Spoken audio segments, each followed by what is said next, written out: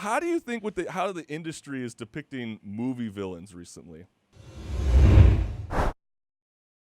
I wanted to know your thoughts on it. Why do you think that the Joker relates with such a millennial audience so strongly?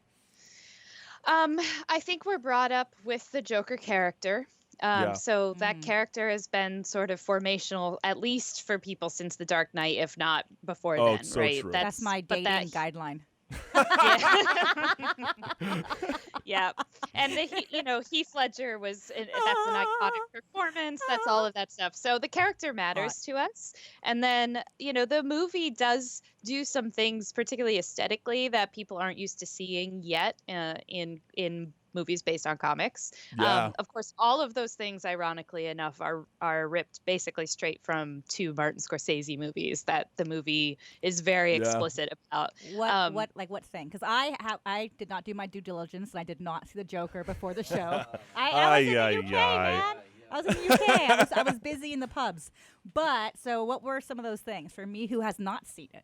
Sure. I mean, one of the big storylines in it is about the character of the Joker. I'm not going to give anything away, but basically idolizing this comedian and then wanting to be on his show. That's the storyline of the King of Comedy. And that, Robert De Niro plays that part in the King of Comedy. And now he's playing the older comedian in Joker. So it's very much on purpose. And also there's a lot about like a grungy New York where everything's going haywire. That's just Taxi Driver. Right. Which I love Taxi Driver. Okay. But my biggest thing was when I got out of the film was I couldn't believe how many people were actually sympathizing with the Joker even after it. And I feel like we're glamorizing villains so much, even to the point where I was even hearing about Robert Pattinson film with the Batman, and they're thinking about having Colin Farrell play Penguin. So now it's like this sexy kind of villain, and I know Penguin we got was gross and ugly and like that's what you Danny expect. Like you wanted DeVito. Danny DeVito to come on in. So how do you think how the industry is depicting movie villains recently? I mean, this has been going on for a while. So like Suicide Squad, those kinds of movies are about that. And then, you can go back to the anti-hero kind of revolution on TV. I think often that for studio executives who are like looking for something cool and edgy that will grab headlines, the idea of making the villain the center of the story and making them kind of sexy and cool, that's a good way to get eyeballs. And it also seems like a challenge for actors. So that's why Joaquin Phoenix is even playing the Joker in this movie. It's a great part for him, but it's also edgy and different. But let me ask you this. Do you think he's going to win Actor of the Year?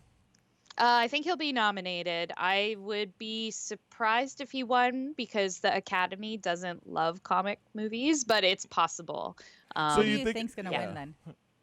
I think I would say it will either be Adam Driver for Marriage Story, which just came out today, or The Irishman. One of the actors in that, Al Pacino, is in The Irishman, and it's the first time he's ever worked with Scorsese, and that's a pretty big deal.